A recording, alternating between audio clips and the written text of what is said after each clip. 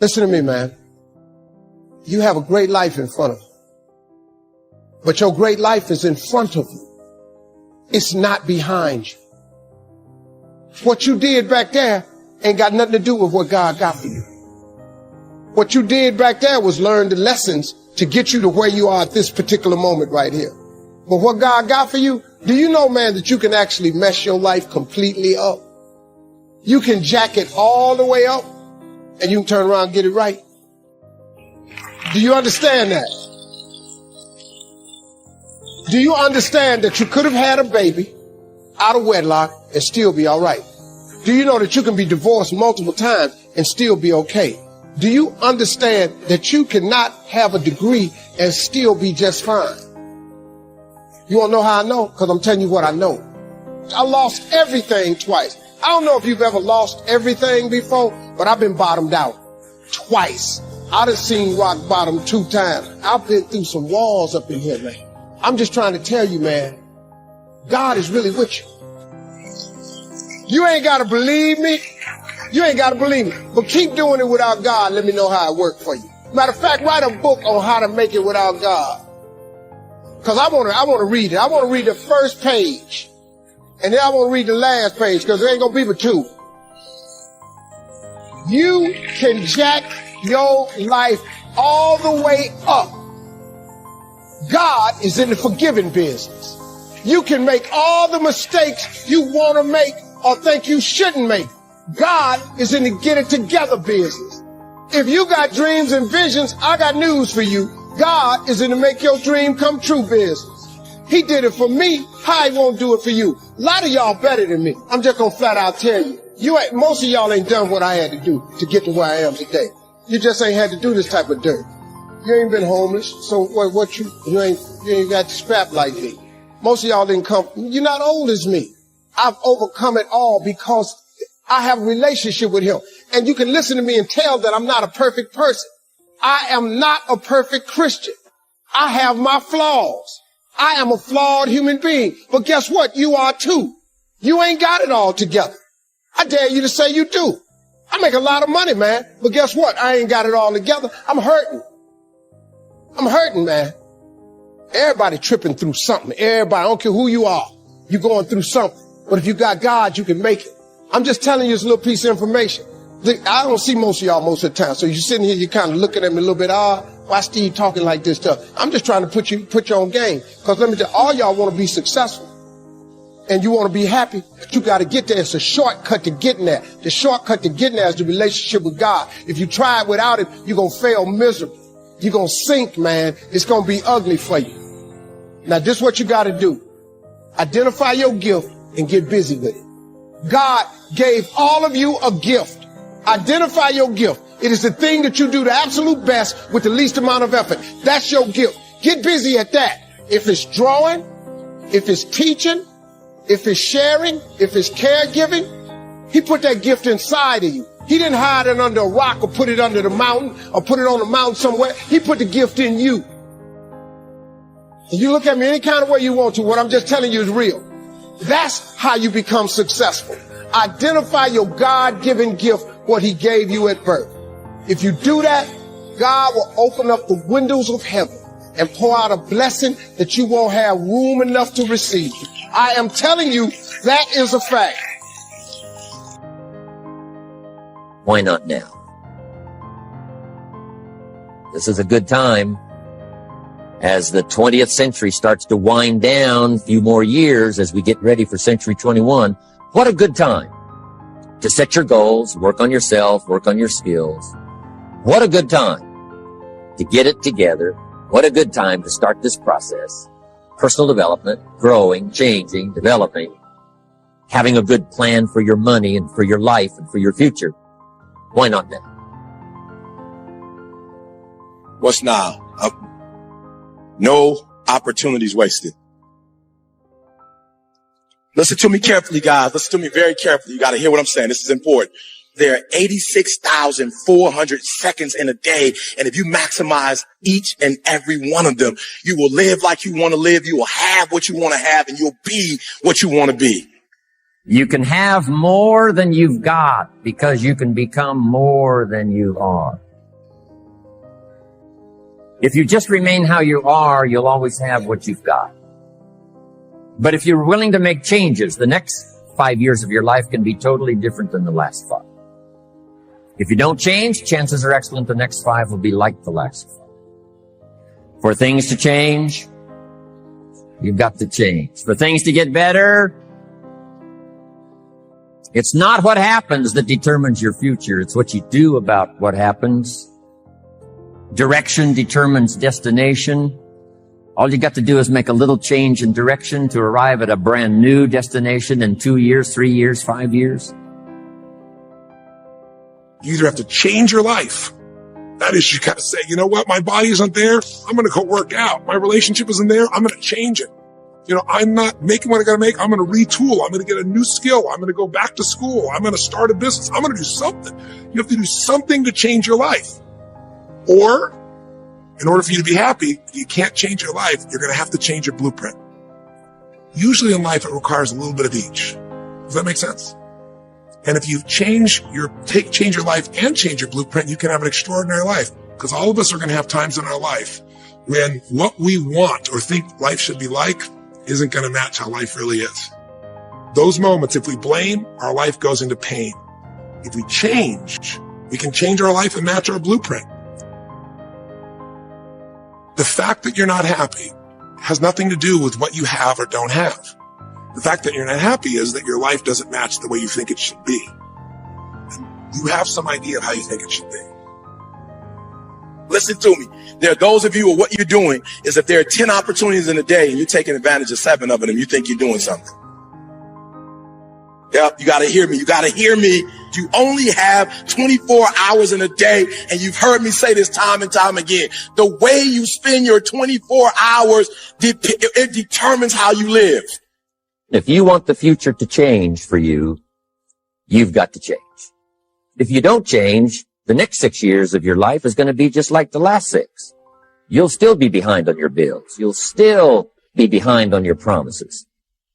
No opportunity wasted. Again, no opportunity wasted. If one of us can do it, hey, we all can do it. And now here's my last question. Why not now?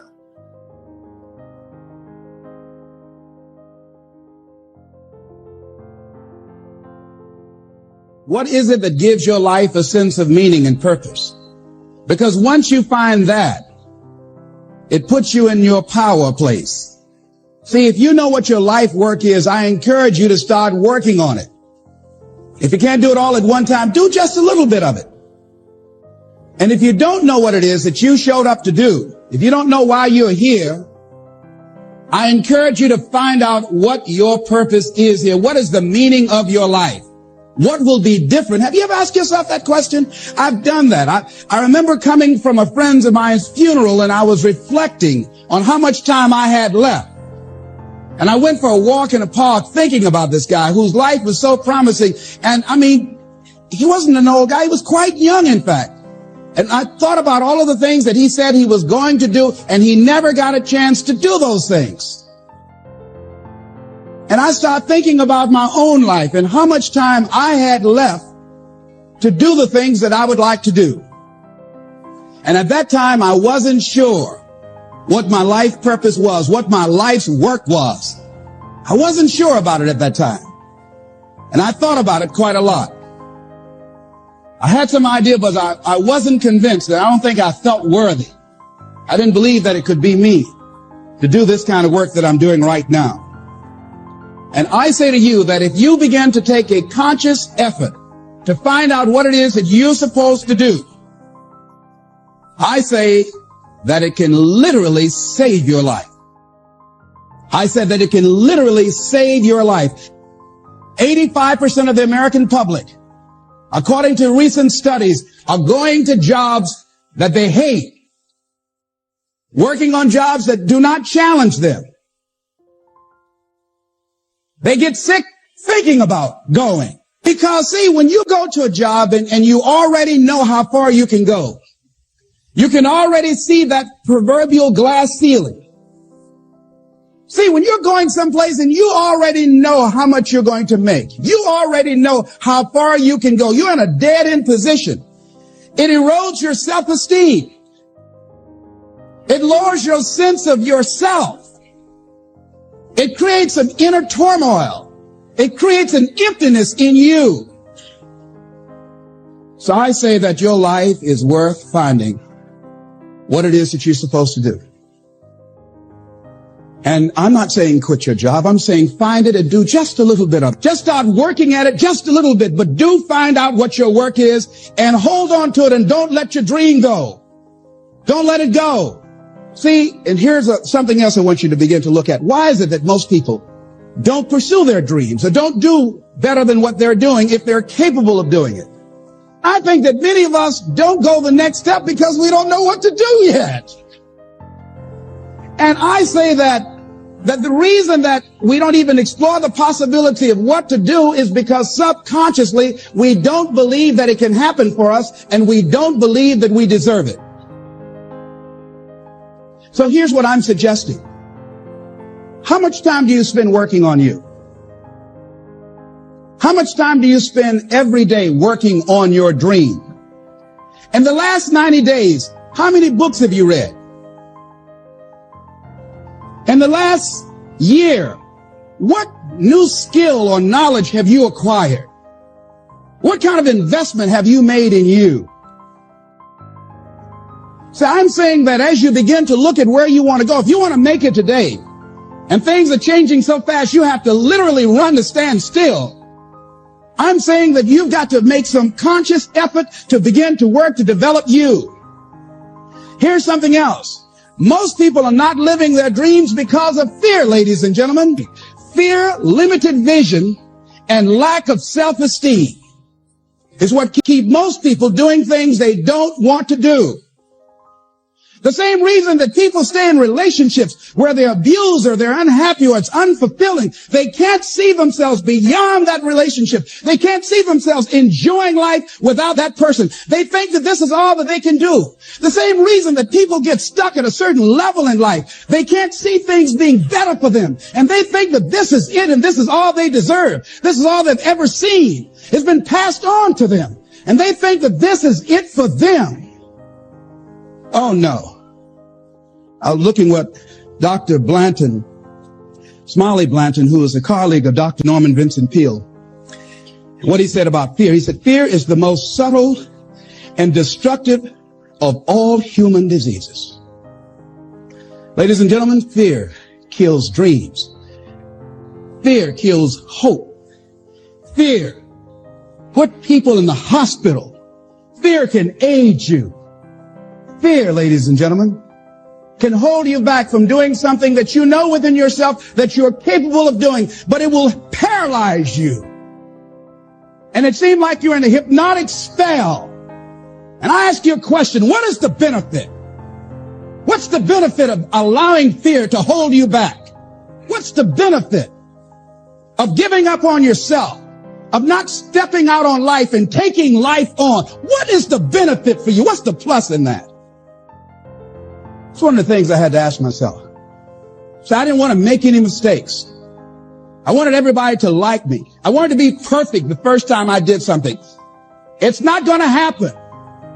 You're going to make some mistakes. You're going to hurt some folks' feelings. You're going to create some enemies whenever you decide that you want to begin to take life on.